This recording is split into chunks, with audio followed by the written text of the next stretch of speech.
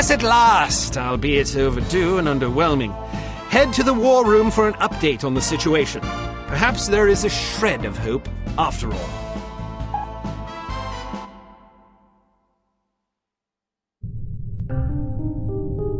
I can't believe this. She's late again.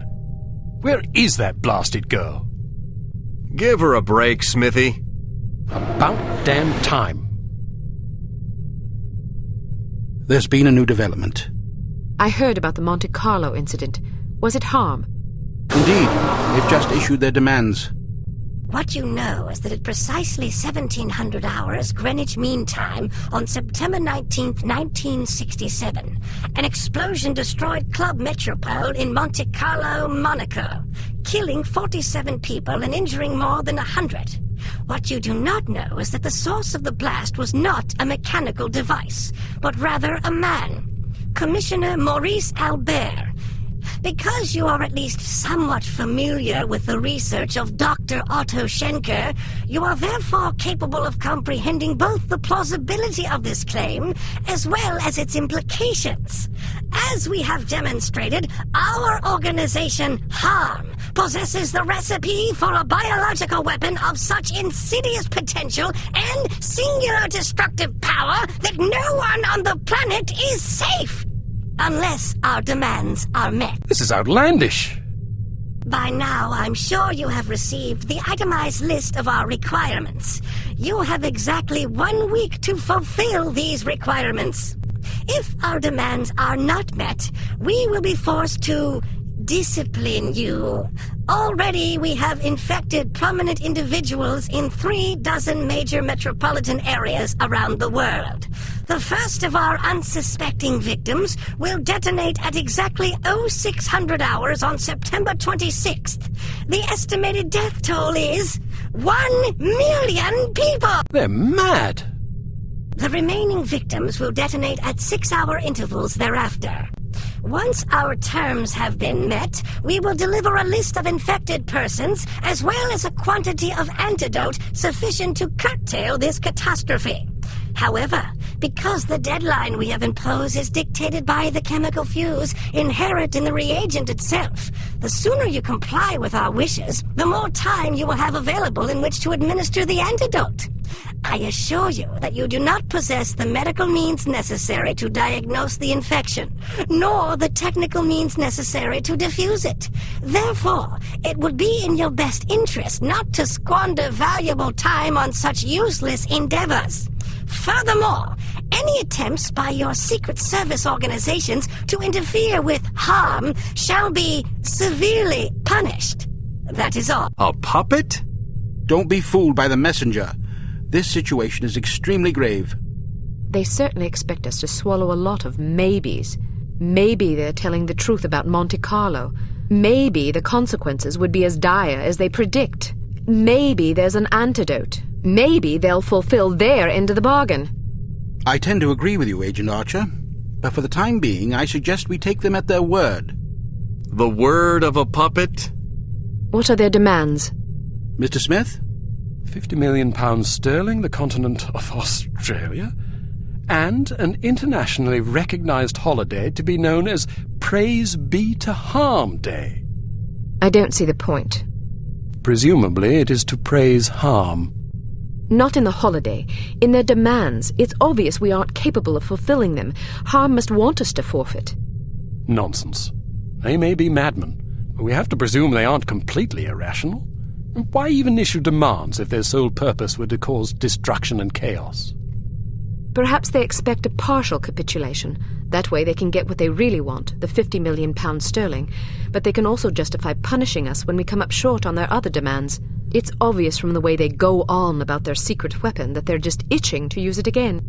You hardly have the experience necessary to support such speculations. Archer may be onto something. In any case, Harm's motives are irrelevant. Our goal is to stop them, completely. No capitulation, no compromise. What about their warning? Once again, we must take them at their word. It is therefore imperative that we act swiftly and decisively. Our objectives are clear. We must obtain the list of infected individuals. We must get our hands on the antidote, and we must recover Dr. Schenker. And Volkov? He's only a threat if he knows what we're up to. If our theories are correct about Agent Lowry, Volkov shouldn't be much of a concern. What if your theories aren't correct? Then may God help us all. I hope we can come up with a better plan than that. What about the information we got off the ship?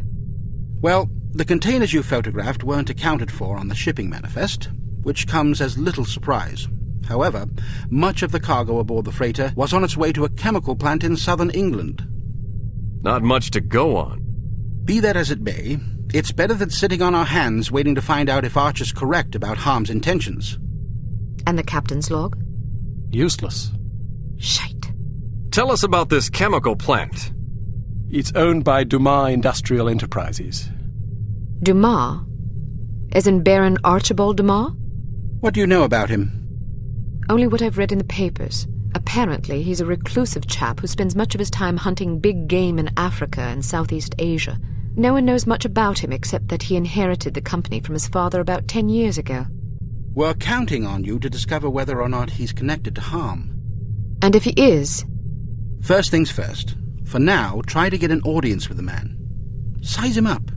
We need to know what sort of fellow we're dealing with. Your best bet is to see if you can catch him at the chemical plant. There's also a corporate office up north, but apparently he doesn't spend much time there. Whatever you do, don't jeopardize your cover. It's imperative that we take Harm by surprise. Understood. I have a hunch we're getting close. If this lead pays off, we'll be one important step closer to victory.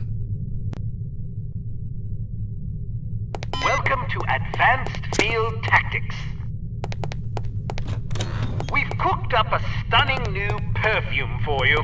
It temporarily blinds and dazes anyone caught in its influence. Do be careful not to spray it upwind.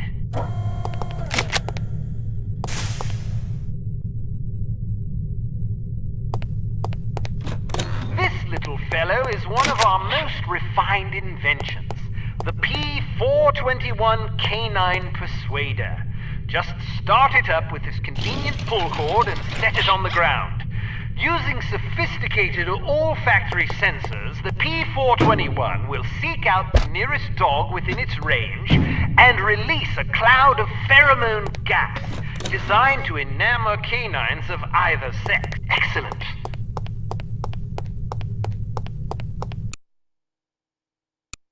It is possible that the reclusive Baron Archibald Dumas is somehow connected to the disappearance of Dr. Schenker.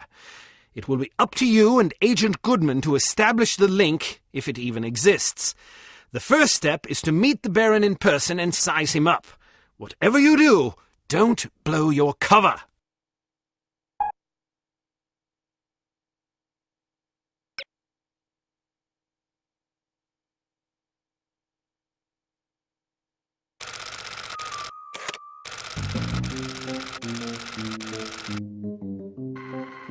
Good morning. How may I help you? We've an appointment with Baron Dumas. I'm sorry, but are you sure it was today? The Baron usually reserves Mondays for golf. Tuesdays and Thursdays are for skeet shooting, Wednesdays for fishing, and Friday afternoons for backgammon. Sounds like a busy schedule. How does he find time for appointments? His lordship reserves Friday mornings between 11 and 11:15 a.m. for business matters. Well, I'm positive today was the day. Could you take another look at the appointment book? I suppose, but I can't see that it will do any good. The Baron's routine is quite established.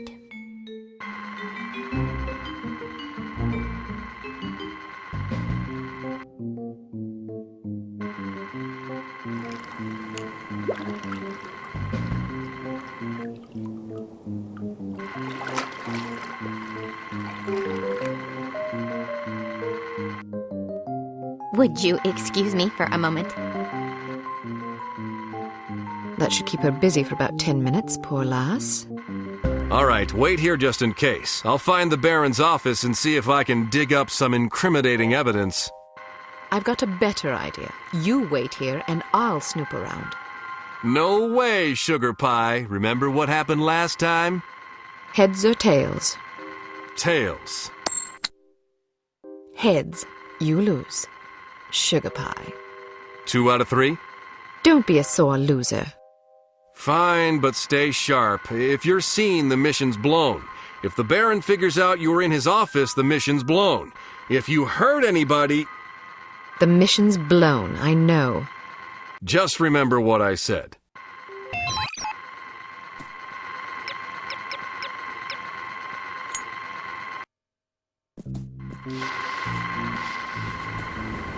I'm not sure I agree with your... Did you see what she did with her hair?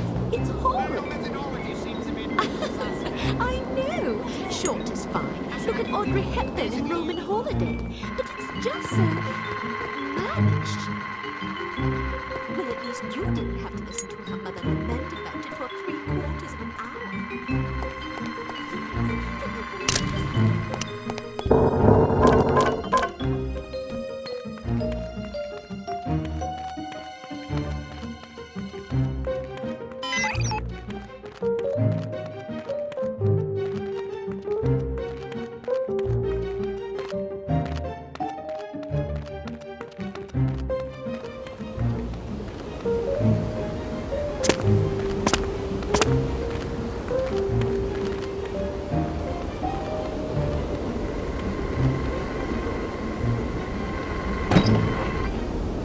Evelyn, Yes, Mr. Hilltop. won't you be a dear and dig up the latest accident? Francis can be lost. Certainly, Mr. Hilltop. See you then. Bye. Here it is. Oh, good, good. You look very nice today. Thank you, Mr. Hilltop. I'll be in my office if anybody calls for me.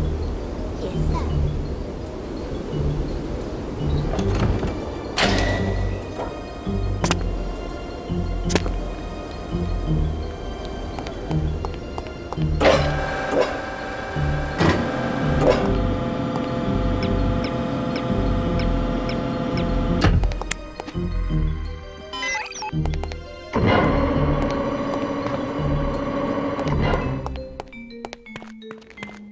You like the Beatles? Sure. I wish they'd go on tour again. According to this report, Don't the hold accident your rate's breath. actually gone up. Well, as long as Sorry. they keep making records, I'm happy. Somebody's certainly going to be sorry. Get hold of Mr. Manning for me, would you, dear? Yes, sir. Mr. Manning is on the lines. Thank you, Evelyn. Manning, this is Hilltop. Listen, I'm just looking over the latest accident report and... Hello? Manning? Good call, he hung up on me. Shall I ring him again, sir? Who's there? Don't bother. I think I'd better have this conversation in person. I'll be back in a jiffy. Good luck, sir. Thank you, Evelyn.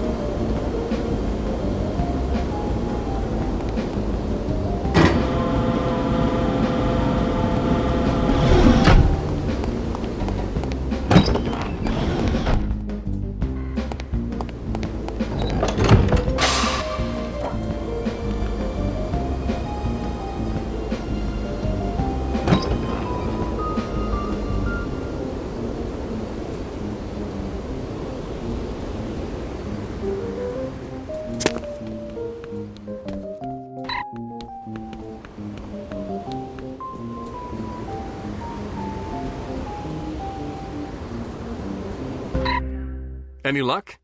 Plenty. Do you trust me now? Nope. Now then, let's see if, we can't sort this confusion out, shall we? That's all right. Perhaps we can reschedule at a more convenient time. Certainly. How about Friday at 11 a.m.? Perfect. See you then.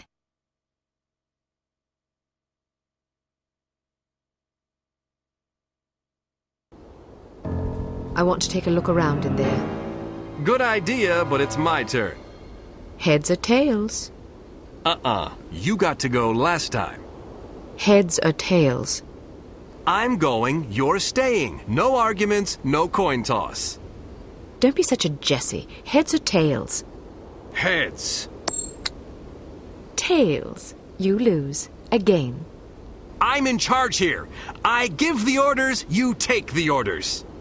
Well, now that we've decided who's going in, what are your orders, sir?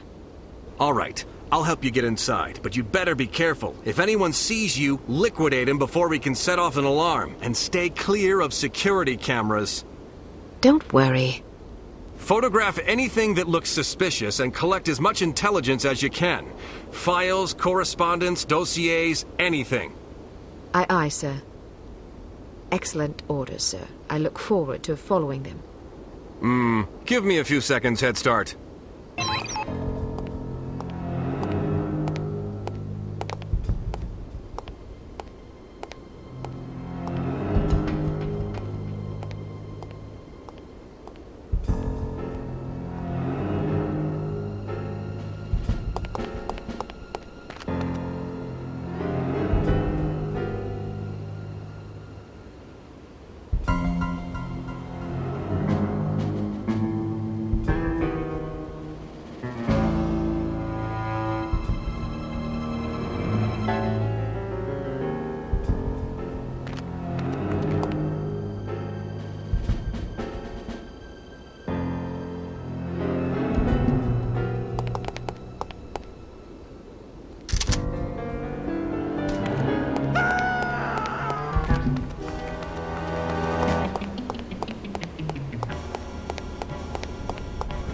You there!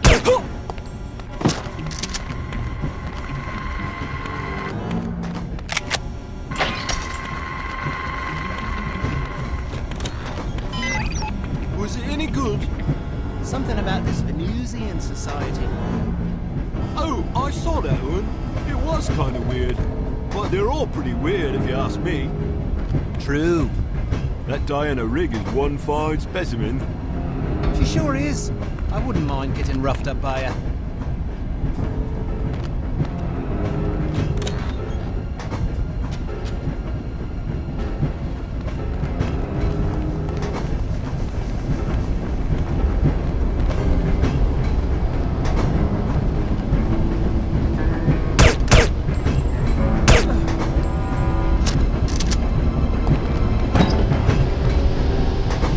Did you inspect that 40 pump like I...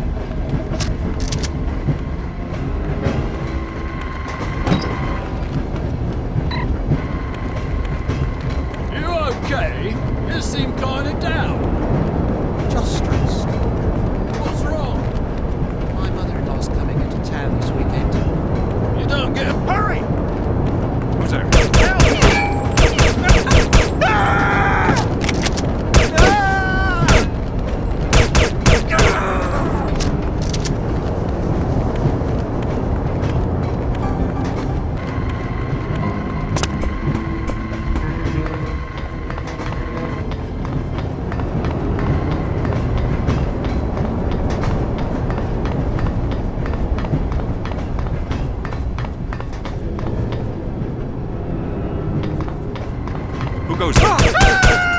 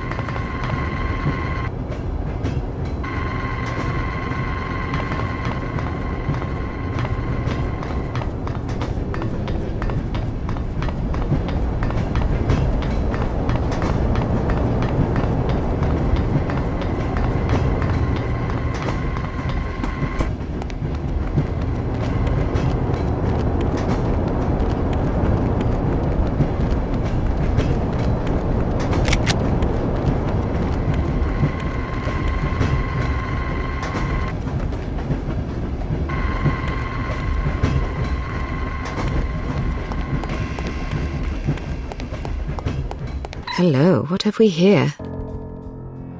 Sergeant Magnus Armstrong. Well, well. It was Armstrong, all right. I'm sure of it. Excellent work, Archer. What do you want us to do now? Try to interview the Baron at his estate. We need to know if he's involved. You think it might be someone within the organization? I'm hoping that you and Goodman can answer that question. Aye, sir. We'll do our best. Let's go.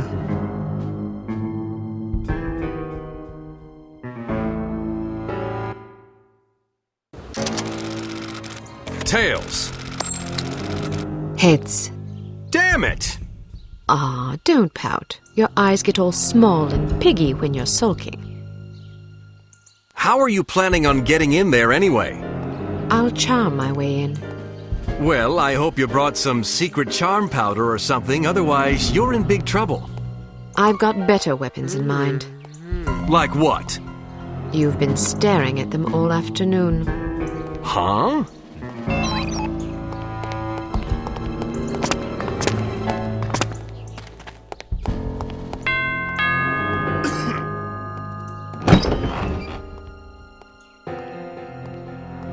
Yes?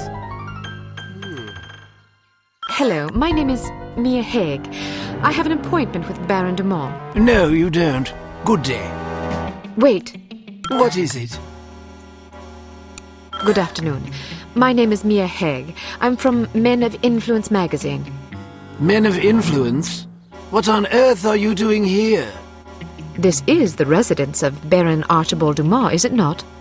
Yes? Baron de Mont certainly seems to qualify as a man of influence, wouldn't you say? I suppose it would depend on how you choose to define influence. He is the president of Dumas Industrial Enterprises. Ah. He's wealthy. True. He's well respected. He's dashing. He's debonair. Listen, this is all very educational, but what exactly do you want? I'd like to interview the Baron about the future of Dumas Industrial Enterprises. Our readers love stories about savvy businessmen conquering corporate challenges in our modern age. Ah, yes. Sadly, the Baron does not disclose information regarding his business to anyone, even attractive young females such as yourself. So sorry. I was hoping to profile Baron de Mont for our Perfect Lives series. Each month we cover a different person whose lifestyle and disposition exemplify perfect living. And you wish to include his lordship in this series?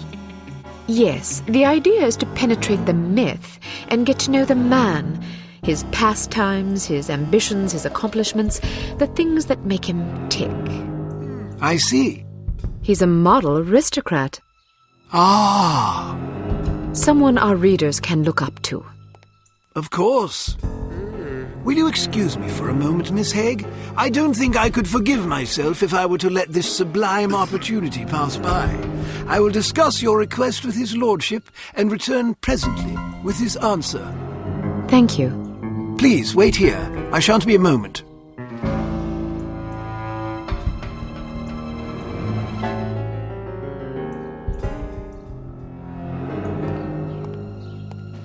Very well. His lordship has agreed to see you.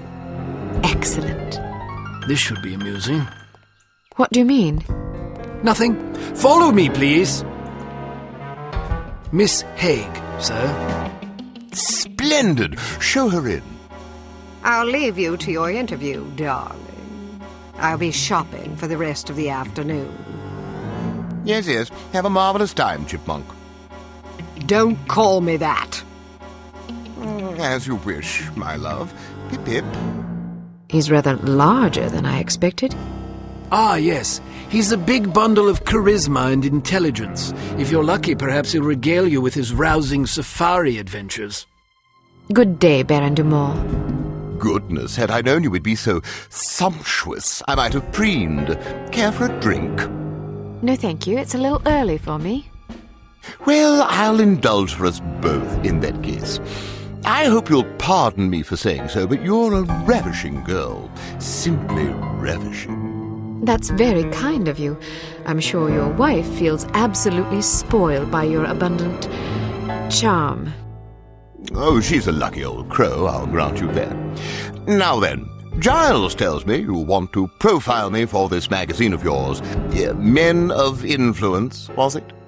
Yes. Each issue we cover a different person in our Perfect Lives series. Someone whose lifestyle and achievements serve as inspiration for our readers. Jolly good. You've come to the right place. That will be all, Giles. Actually, sir, I thought it might be worthwhile for me to stay, in case the young lady should desire anything at all. Splendid idea. Pip-pip. Yes, sir. I'll be right over here if you require anything, Miss Haig. Thank you. Baron Dumont, do you mind if I record our interview? I'd rather devote my attention to you than to my notepad. And who could blame you? Record away, my dear. So then, where shall we begin? Clearly, it takes a savvy, intelligent individual to succeed in business where you have. What's your secret? Well, I suppose it takes a solid appreciation of the fundamentals of business success. Once you have that, the rest is easy.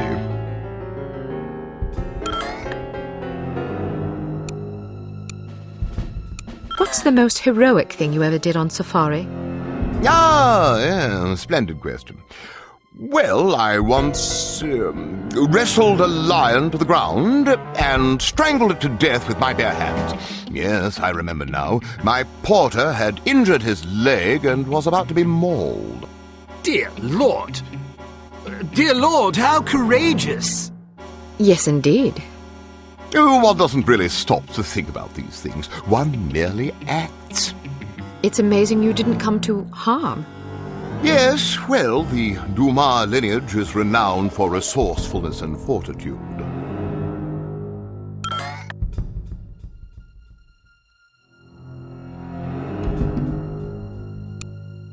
I'm sure our loyal readers would love to know what hunting rifle such a magnificent sportsman favors on safari. Ah, yes, indeed. Well, it depends to some degree on the beast I'm tracking. For a tiger, I tend to favor the legendary Matterhorn Model 4 special issue. Isn't that a .22 caliber target rifle? Seems a bit feeble for a tiger. Yes, but I savor a challenge. How intrepid! You must be quite a marksman to take down a tiger with a single round from a .22. Well, sometimes it takes a few more than that. Still, even 3 rounds is impressive. It's usually more like 17 or 18. Really? You might find a larger caliber to be more humane. Yes, but then you have to deal with all that nasty recoil. I see.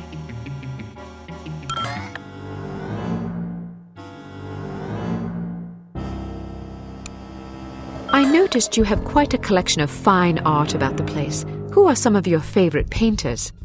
Oh, I like them all. But surely there must be 1 or 2 whose work stands out for you. Certainly. Well, Fipstein is probably my favorite. I'm not familiar with his work. Not many people are. It's quite smashing. I'm sure you'd love it. What movement? Excuse me? Is he an impressionist, surrealist, constructivist, pointillist? Yeah, a little of everything, actually. He's quite versatile. Really? Do you have any of his work about? Normally, yes, but it's out being cleaned. Cleaned? Yes, those old paintings get so dusty. Ah.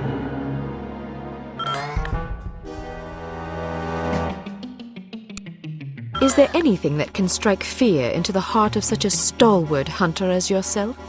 Frankly, no. Really? Nothing at all? Not that I can think of. Not even centipedes? Oh, dreadful things. Yes, I suppose, perhaps centipedes. Personally, I'm terrified of rats. Oh, God, yes. Those beady, evil little eyes and sharp little vermin teeth. Horrible animals, especially in a mob. And spiders. Oh, don't even mention them. How did you become so courageous? Oh, just something one's born with, I suppose.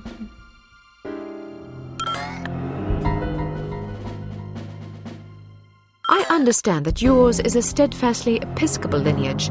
How does your unswerving faith influence your day-to-day life? This should be good.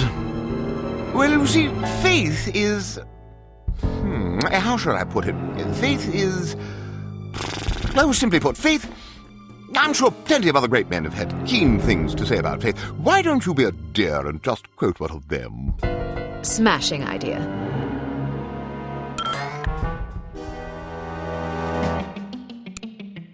Was that a gazelle trophy in the foyer? Ah, yes. Beautiful creature, isn't it? I'm sure it was lovely when it was alive. Aren't they quite fast?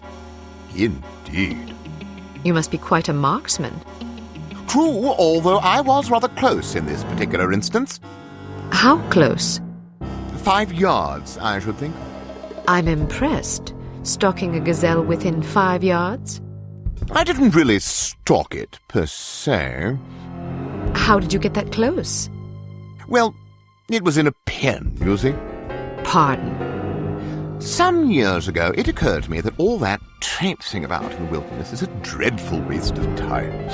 I concluded that since what I really want is a handsome trophy to hang on my wall, why not simply put the beast in a pen out in the yard and shoot it there? Save myself the bother of tracking it all over creation.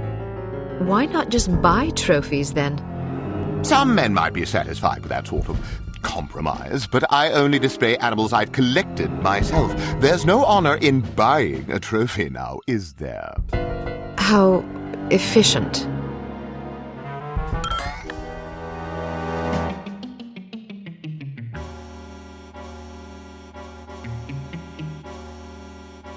What historical figure do you most admire?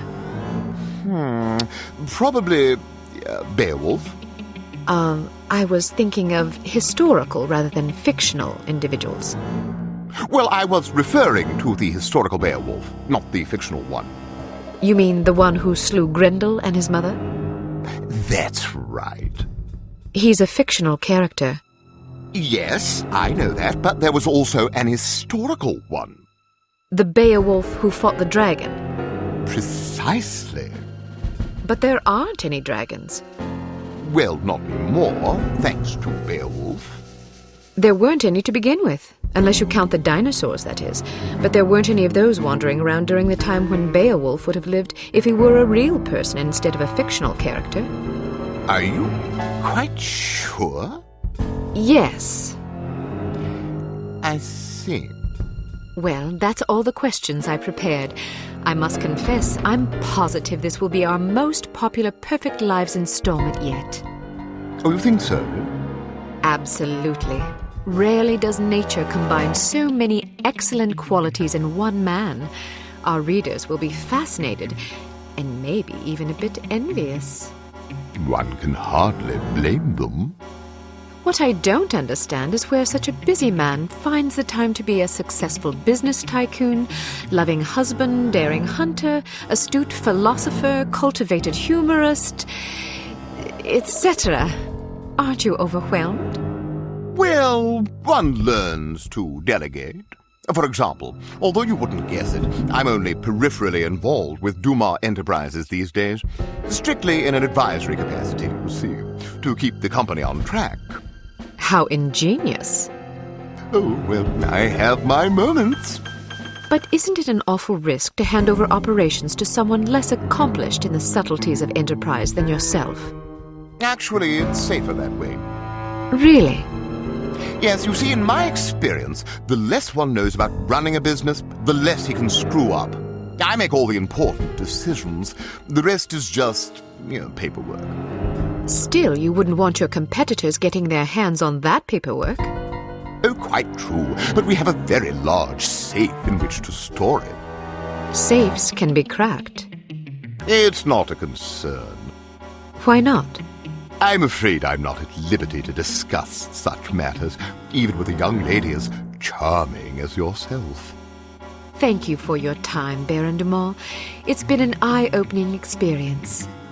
I'm happy to oblige. Never turn your back on a worthy cause, I always say. A worthy meal is more like it.